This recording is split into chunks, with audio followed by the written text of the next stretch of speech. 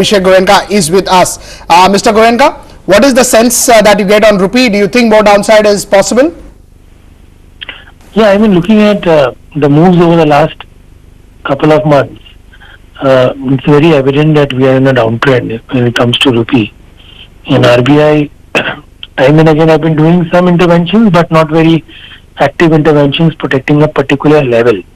I mean, we saw substantial intervention at 69 for a very long time, but then after that, I think it let it free. When 69 broke with a bang, I think RBI has not been seen protecting any level. I think they're letting the rupee adjust relatively with respect to other currency, and I think that's good. And the rupee right now, yes, it's on a depreciating trend. We should see, expectation is that we should see a level of 72, 72.5 going forward.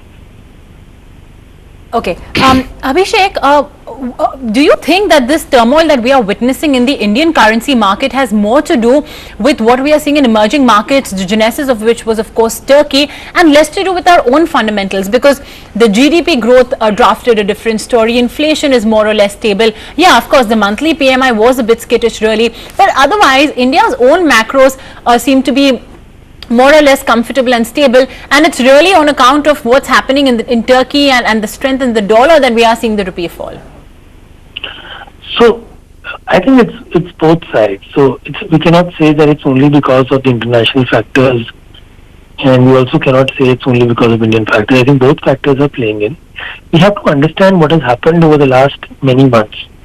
One is that the entire demand and supply of the dollar position, which was happening across banks, have changed. I mean, when this entire thing of buyer's credit bill stopped, so basically that total demand of dollars actually hit the system very quickly, because of which that balance got squeezed.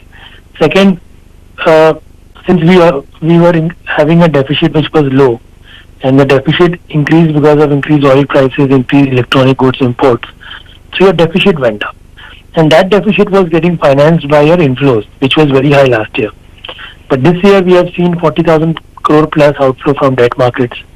Equity markets have been kind of flat or slightly positive in terms of flows. So you need to balance that $70 billion which is going out of the system because of the current account deficit, and 35 billion is a fixed inflow that you're getting in front of FDI.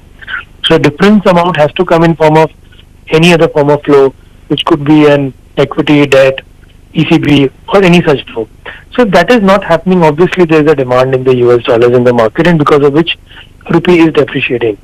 Now, when you compare with other emerging markets, yes, I mean, leaving around the markets like Turkey and all, which has really fallen as compared to the US dollar, but then Indian currency has, enjoyed that carry for the last 4 years when it was overvalued between 2013 to 2017-18. Right. So I think now if the market is reacting, I think it's fine. I mean, it's just taking care of its balance if you compare it on the real perspective. Time, otherwise we would like to continue this discussion. That was a view coming in on the rupee front. Let's listen in from a global voice as well. Adrian Movat of ex JP Morgan now, but has been an EM strategist for a while. Let's listen in what his view is on India after the recent spike.